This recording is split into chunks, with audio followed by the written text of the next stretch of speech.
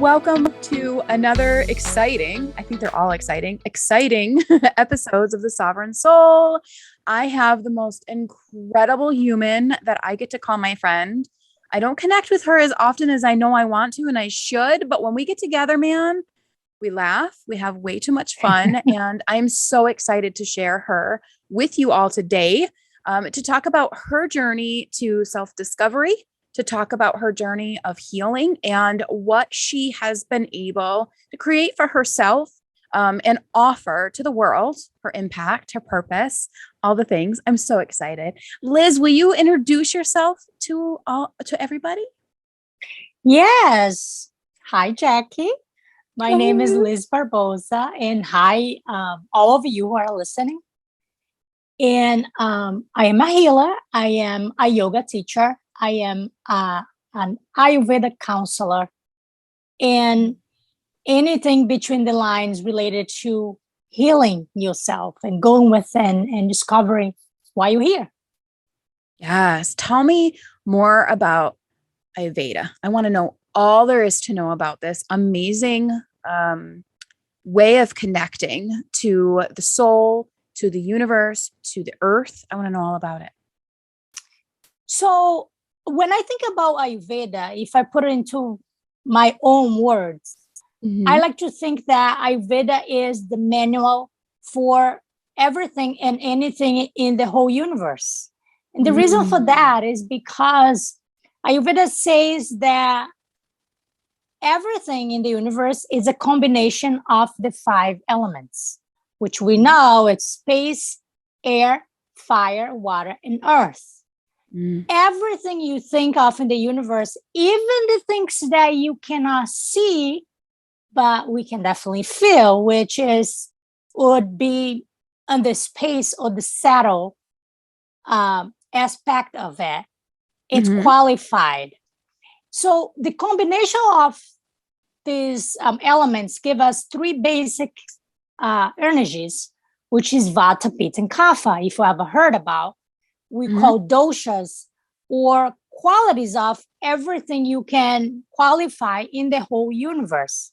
And the reason why Ayurveda qualifies everything is because one of the laws is everything has an opposite. And you use this opposite to balance, because like increases like, and opposites balance each other out. We all practice Ayurveda on a daily basis, but we're just not aware of it. I love that. Proof of that is, if you're cold, what do you do? You put a sweater, or you put the heat up, or you put layers. You do things that will warm you up. If you're too hot, you take your clothes off. So we do things without even realizing that you do it. However, there are also practices that without knowledge, we add to the qualities that we already have. For example, one of my qualities is dry, because my constitution is Vata. So there are lifestyle choices that if you make along your life, eventually that will be add to your quality, which is already natural for you. For me, for example, is I was a very a person who I always like to do a lot of things at the same time. And what does that mean to me is aggravates the mobile guna, which makes you even more maybe anxious, or you might get insomnia, or you might get dry skin. So all of those symptoms are quality of the aggravation of the mobile, light, and dry gunas, which are characteristics of the Vata dosha. Yes. And that makes so much sense. I mean, for myself, I know, always going, always turned on, so to speak, finding it hard to ground and be in the body when you've got all these thoughts happening, all these ideas that you're wanting to do, excuse me, all these experiences that you're wanting to experience. and like nothing's happening quick enough, and it can throw you right off. Like you're saying, the balance of it all and how important it is to work with what's natural for you, natural for your body, to sustain and, stay grounded in every moment. It's a challenge for a lot of people. Right, especially for healers or people who work with the subtle energy. We are always in touch with that. So learning that part of the healing arts gave me more of a concrete thing to hold on. Because when I'm feeling too anxious, instead of sitting down and meditate, which might be too much of a subtle activity as well, it's better for me to go out and take a walk, or just, step on the ground barefoot. It's much more grounded than just sit down and meditate. So that's big, because a lot of people run to that. We're taught in the spiritual community, if you're anxious, if you're feeling, depressed, if you're feeling overwhelmed, meditating and really bringing yourself back into your body can be an amazing way of supporting yourself. And that's still true, but not everybody can get back into the body through that way. You have to go out and work that energy off in such a way. And nature's a great, what do you want to call it? A way of like sucking that energy into it. Earth wants all that energy to come from us, and it supports us with the grounding. And that's huge. I think people really need to hear that. It isn't just a one size fits all. You have to be willing to try and work what works for you. Yes, absolutely. The fact, as you mentioned, sometimes we say like, oh, so-and-so is very anxious, or your mind is just wandering, or you are all over the place. Just sit down and meditate.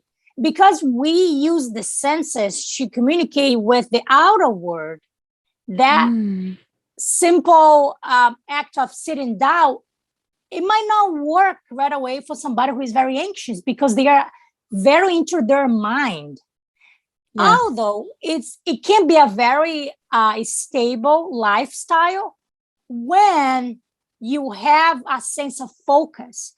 But when you already have a mobile mind, sitting down not going to work right away, because you are wondering too much.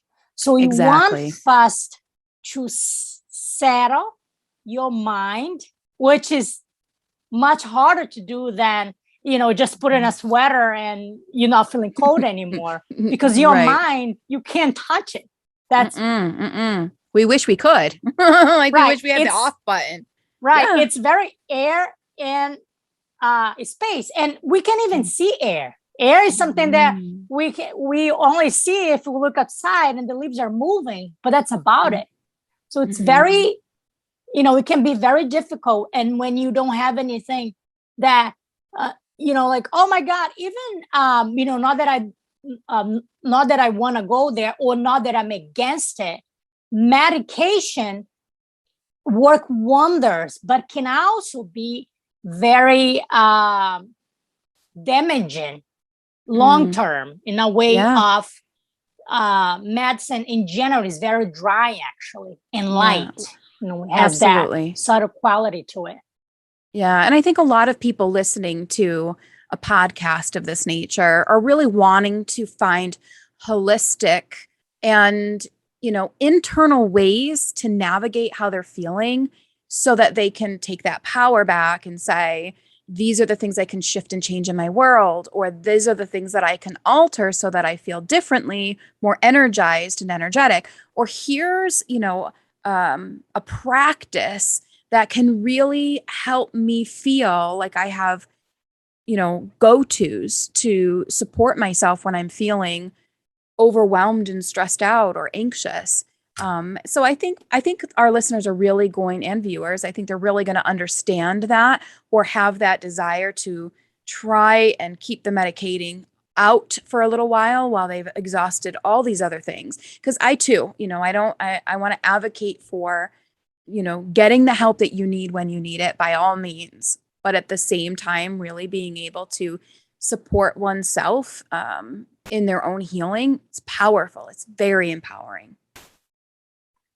Yes. And that's the amazing part about Ayurveda.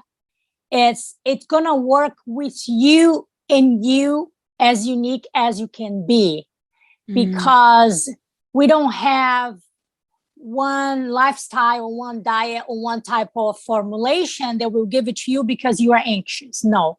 Yeah. We will assess you as a unique person. And what may have worked as an approach to somebody else who is anxious might not work for you, because you are unique. You have a different percentage of air and fire and earth and water. You are unique, and there is nobody else in the whole planet, in the whole universe, with the same makeup as you. So Ayurveda looks at you in your mental constitution and your body constitution, which can be very different too. We can have. Tell me more about that. How does it look at that? Tell me more about that. So I will give one of the most, I would say not the most dramatic, but one of a very conflict constitution that we see a lot is somebody who has a lot earth, or we say kapha, on their body, but they have a very anxious mind. You would think that somebody who has a lot of earth, they're very stable, they're very grounded. Not necessarily. They might have a lot of air in their mind, because remember, your body is also so smart and so intelligent. It's such like a unique machine that somehow will try compensate. So it's possible that because you're a very grounded person, your mind try to be light, because it's try to balance or look for some light qualities to balance that out. Right. So when someone comes to you and they want to try this or follow this lifestyle, how do you discover where they are in their elements, what works for them, what doesn't work for them, and how to apply Ayurveda for them?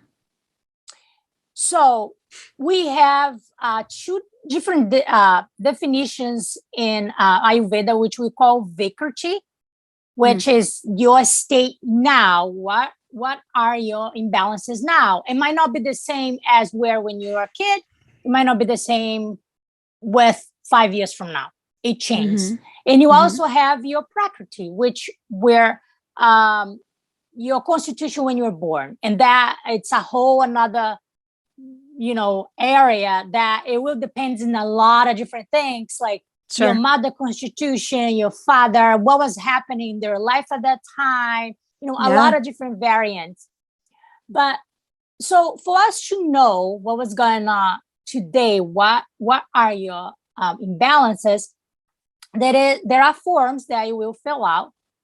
And my way of doing is I like to do in basically two different consultations. And the first one is about an hour and a half. And we'll do a full assessment of your mind constitution, your body constitution, and how we'll discover that. The physical one's a little bit more easier, because I can look at you and I can see characteristics of those doshas, right? Or constitutions. But for me to know that maybe you are somebody who cannot finish projects, or you are somebody who you can do a lot of things along your day, you have a lot of energy, you just can keep going. You are very good at team playing, or you're somebody who does not like to be bothered. You start your project, finish your project. So these are all signs that will give us what's your main elements. And we also talk about things that doctors usually don't talk about. We ask you how your sleep, how is the quality of your stool, what's your urine quality, how's your sweat. And we look at things that most of us, if you look at yourself in the mirror, you will notice And that's one of the challenges we actually have as practitioners and people who are coming to Ayurveda at the first time, because we don't pay attention on things like that because we never thought. Exactly. We never thought to look, the quality of our skin, or the quality of our hair, or the nails, things like simple things like that. And because of that, actually, I ended up making a list of things, people to pay attention. Like, first thing when you wake up, look at your tongue. Yeah. What's Why going the on? tongue? Do you have a crack in your tongue? Do you have, because the tongue is actually a reflection of your digestive system. So, for example, this is not true for everybody, because then again, we're all unique. But most cases, for example, if you have a crack in the middle of your tongue, it's possible that you have inflammation in your GI tract, right? If you wake up, you might have a very red tongue. That's a sign of inflammation too. Or if you look in your tongue in the morning, you have a white coat, like a thick white coat. That's a sign of we call ama, which is toxicity. Like your body is toxic. It's almost like you have trash that's just sitting there and your body doesn't know what to do with it. Yeah. Right. Yeah. It's full of toxins. Right. Wow. So there are different signs that our body gives to us that, then again, we're never told. Right. Right. Look at your tongue. Yeah. Look at your tongue. I'm never going to look at my tongue the same. I'm going to love my tongue. Yes. That's so good.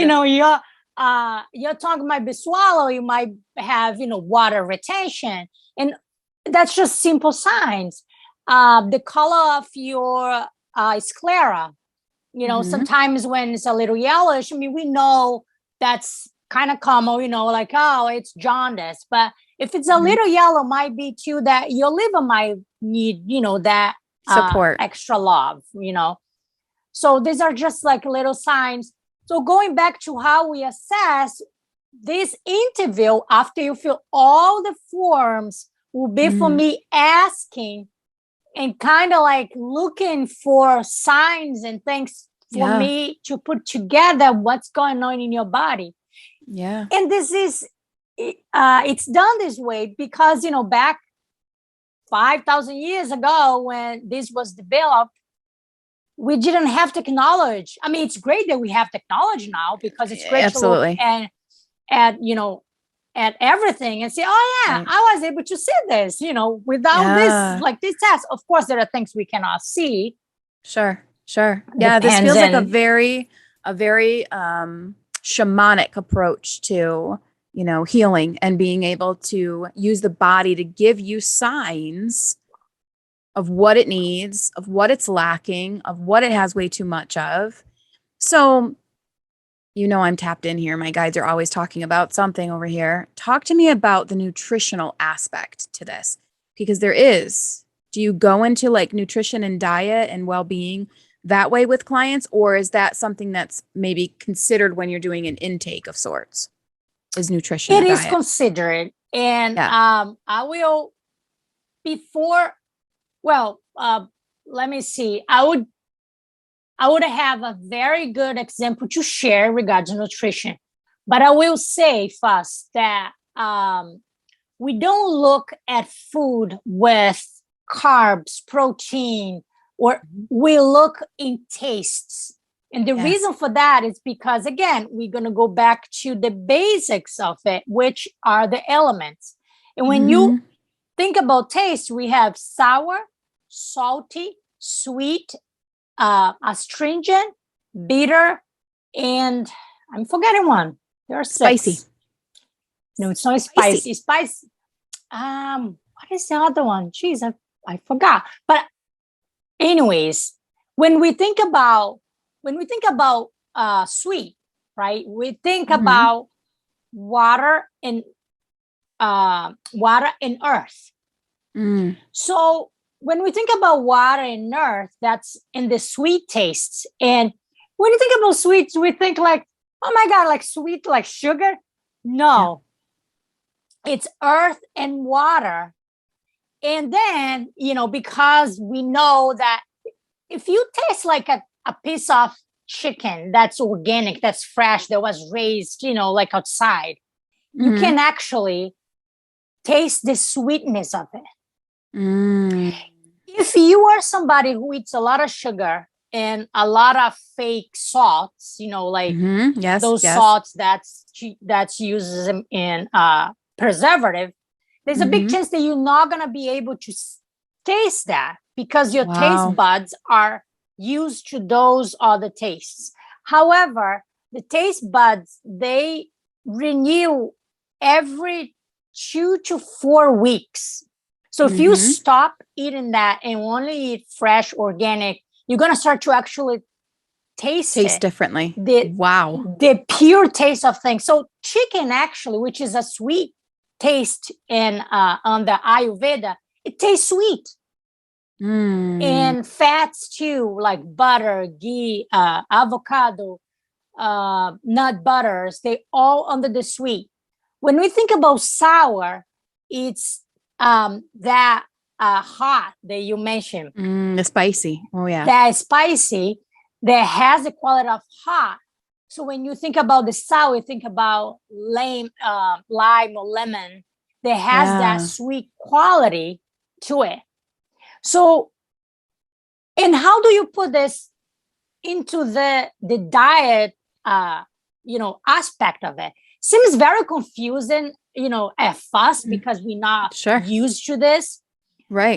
But basically is if you get somebody who has a lot of air, going back to that anxious person, right? Who has a lot of air and space to that. You want to bring some water and earth to it. To balance it out. Absolutely. Yeah. Right? So that's where those, those qualities come into play. Now, we all I would say we all need all the tastes, but in different percentages, because then again, you want to make sure that you're not going to throw something else out that in not supposed, because if you are somebody who has a lot air and lightness to it, and you like me, I love popcorn, but I know the popcorn won't do me any good. No, it will aggravate the light and dry qualities. Right, absolutely. It doesn't mean that I'll never eat popcorn. However, I have to make a few adjustments. Maybe I'll put a little bit more butter, which is that sweet taste. Or I put some more spices to it that will help me to digest that. Or I eat with something else more like heavier to counterbalance the dryness and the lightness to it. So that's where the diet come into play into that. Yeah, it's amazing. Now, it's absolutely amazing. It's amazing to me. Sharing with you, I just want to share with you something that happened actually to me regards the nutritional aspect of it, because we were talking about that. Yeah. After I learned Ayurveda, I probably 95% of my life, my diet is Ayurvedic. That 5%, it's where the popcorn comes.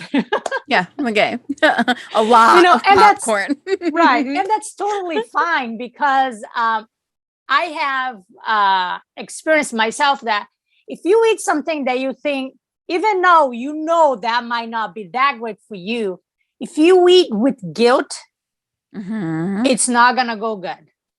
Doesn't just digest make properly. Peace with it. Yep. Exactly. Yep. Make peace with it and say, like, you know what?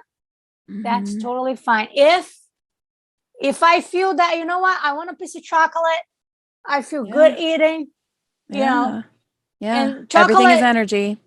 Exactly. So it's not to say, I'm somebody who I don't look only what are you eating, but how are you eating, how you feel when you're eating. When you eat it. Yeah. And that's extremely important because when we're trying to navigate the connection and alignment to well-being, it isn't just about our physical, it's also about the energy. It's not just about the energy, it's also about the physical, because essentially we're trying to navigate both the contrast of the spirit and the physical during our journey here. And so I think it is so exciting, for people to learn more about this approach, which you've already said, and I want to bring back and emphasize, is not new age. This has definitely been a source of knowledge, a source of wisdom, and a source of healing for many, many, many, many, many, many years, to help people really navigate, what works for them, what doesn't work for them,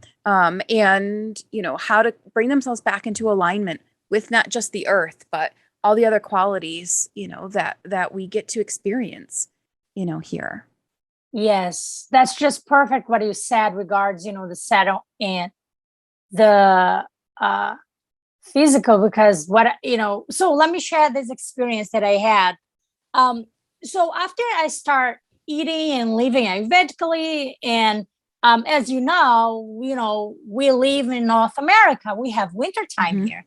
Oh yeah. And recently, I had an episode of fainting.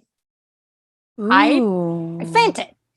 And I ended up going to the hospital, and they did a lot of examination there. And basically the doctor told me there was just one of those things. Oh, you got up too fast and the oxygen didn't go as fast to your brain.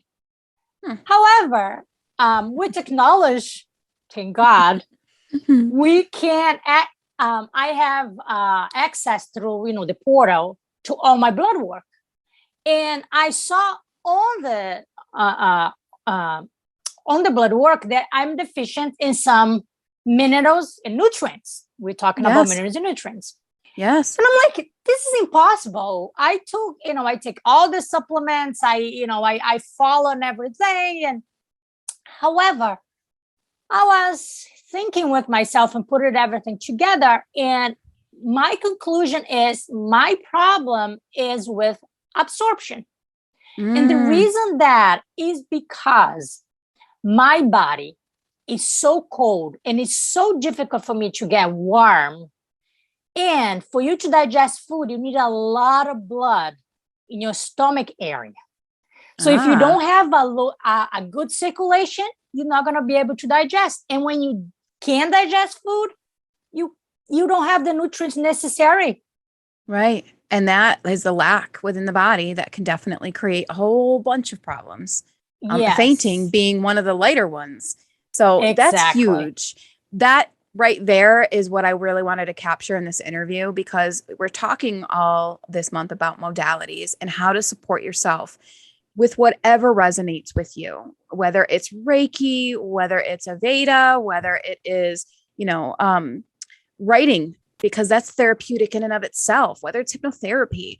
We're really looking at how we can take our power back and not have to just fully be reliant. We want to work in modern new age medicine, which are the doctors and the medications and the hospitals. We want to work all that in, but we want to remember that we have an inner compass that really supports us with navigating what it truly means to us individually as expressions of source, to be in that balance, harmonious alignment. So for you to go even deeper and to ask the body, which I'm sure is something you teach your clients too, it's not just giving yourself grace to eat what you feel you need, but also listening to the cues of the body when it's showing up and giving you symptoms such as yours, among other things, hunger, no hunger, thirsty, not thirsty, that kind of thing. Listening to the body is really going to help you learn far more than any doctor or exam could possibly give you.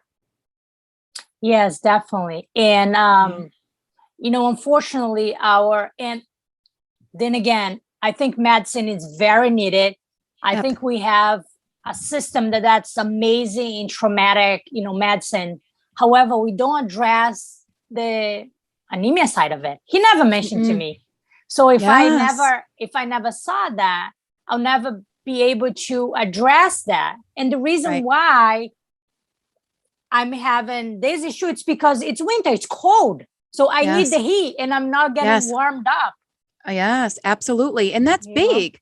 But what we want to address when we start really navigating what it means to rediscover ourselves, what it means to really, connect to our own source of energy, we don't want to have something that a doctor might look at as a small issue.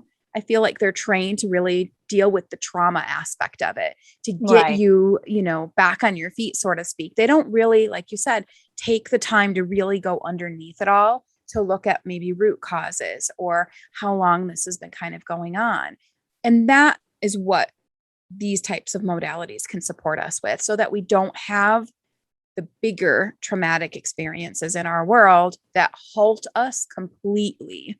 Things that halt us completely after a long term of not listening to the body or not taking care of the body and its wellness, disease, longer chronic illnesses that we might have to then, face for longer terms. We don't want that. We want to be able to navigate what we need, giving ourselves that balance and alignment now so that we can maintain that harmonious alignment. I think it's huge. And I've, oh my gosh, I love it. So one of the questions that I ask all of my interviewees, when it comes to the sovereign soul, we all have a different definition of what it means to be sovereign.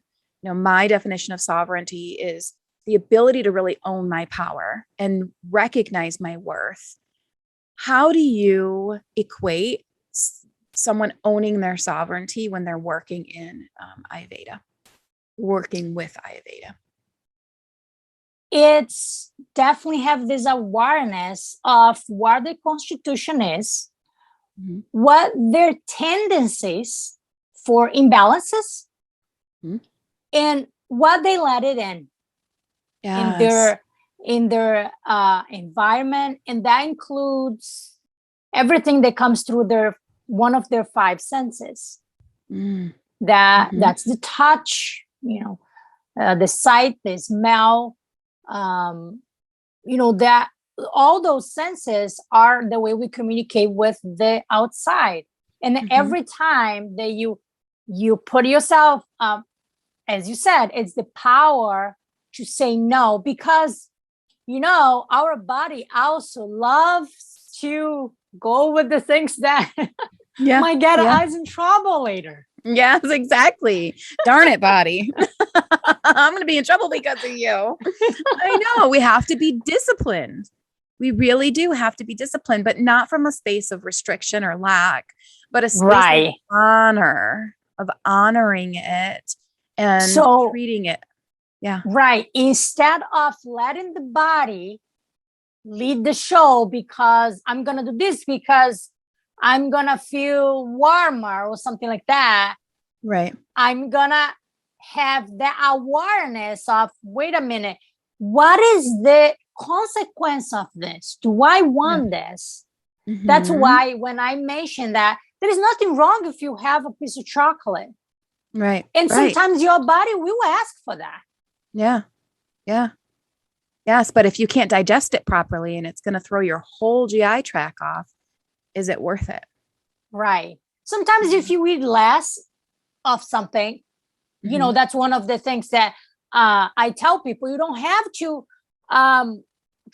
completely change your diet. I'll never put somebody in a position that now they're going to have to change their whole lifestyle, the whole diet. No, I'm going to meet you where you are.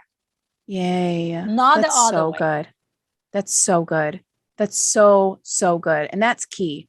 I think people, are meeting themselves, as they listen to our session today, you and I, they're meeting themselves for where they are. The last thing that they want is to recognize there's things that they want to work on and then think that they're going to walk into something where everything's going to be turned upside down and they're going to have to show up in a totally different way.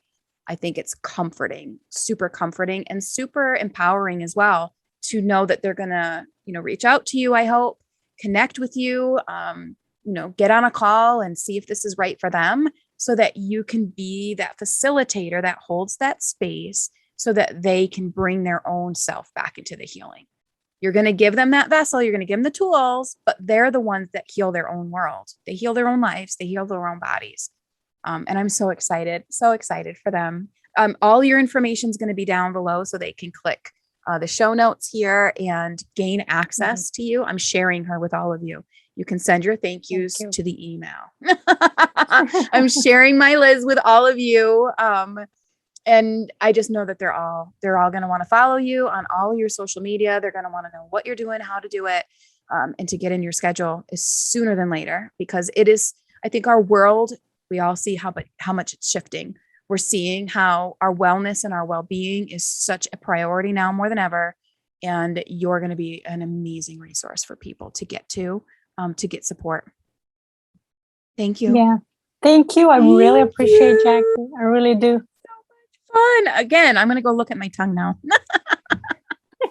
Yes, there's a lot of other things that we can look, in a daily basis and figure out what's going on. But yeah, the tongue is one of the biggest ones. Like, oh, let me see how my GI tract is today. Exactly. Oh my gosh. Send your pictures of your tongue to Liz. Yes. Yeah. We have palm readers and energy readers. Liz is the tongue. Oh, I love it. Oh my gosh, it's so good. Thank you again for joining me. I know this will be one of many interviews with you because I love sharing your energy with everybody. But for all of you tuning in, thank you for joining us today. Make sure you go find Liz on all the social media platforms. Follow her, get in her DMs, get in her inbox, schedule your call with her, learn more about how she can support you today. Thank you all for joining. We'll talk to you soon. Bye. Bye.